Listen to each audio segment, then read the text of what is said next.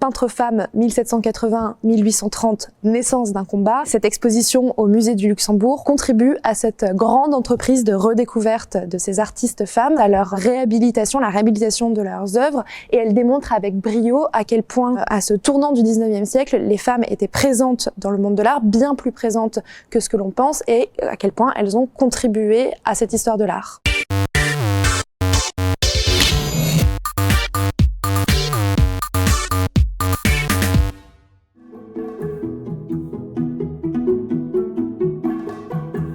La première raison pour laquelle il y a si peu d'artistes femmes dans l'histoire de l'art, c'est parce que les femmes ont été empêchées d'accéder à l'art, à la création. En fait, cette exposition couvre la fin du XVIIIe siècle, la fin du siècle des Lumières, et c'est une période où il y a encore cette croyance très forte qu'il existe une division naturelle des rôles entre les hommes et les femmes. Et ce n'est absolument pas le rôle des femmes que de créer. Leur rôle, c'est d'être avant tout des mères, des épouses et des maîtresses de maison.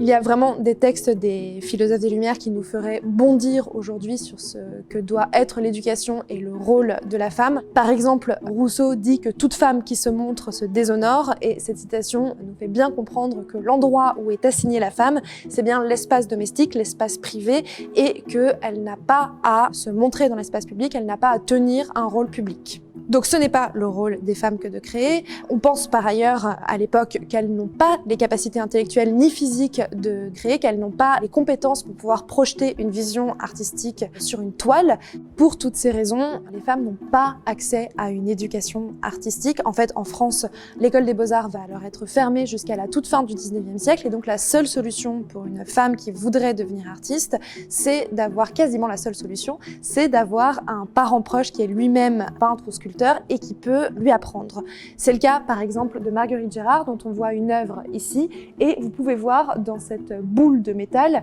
qu'elle se représente en train de peindre le tableau sous l'œil bienveillant de son maître Jean-Honoré Fragonard. Au XVIIIe siècle, c'est donc très difficile pour des jeunes femmes qui sont nées en dehors du cercle des beaux-arts d'accéder à une éducation artistique, mais à la fin du siècle des Lumières, l'éducation des jeunes filles devient désirable, est un capital matrimonial, et donc de plus en plus de classes réservées aux femmes vont ouvrir afin qu'elles développent des talents d'agrément, afin qu'elles puissent parfaire leur CV d'épouse idéale, et de plus en plus de maîtres, même de grands maîtres, ouvrent des classes réservées aux femmes, et certaines des jeunes femmes qui les fréquentent ne vont pas se contenter de pratiquer l'art en amatrice, en dilettante, mais vont continuer leur formation jusqu'à devenir des professionnels accomplis.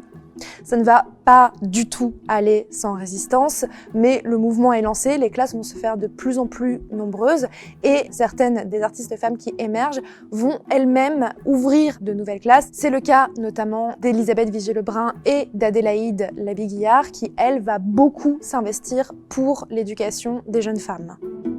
Le processus de féminisation des beaux-arts est lancé, il ne va plus désormais s'arrêter, même s'il connaîtra de nombreuses résistances. Les jeunes femmes ont de plus en plus accès à l'éducation artistique, mais on va voir dans toute cette série de vidéos que ce combat pour l'accès à l'éducation n'est en fait que la première bataille, et à travers les portraits de 4 artistes présentés dans cette exposition, on verra tous les combats que les artistes ont dû mener à cette période pour pouvoir être considérés comme les égales des hommes artistes.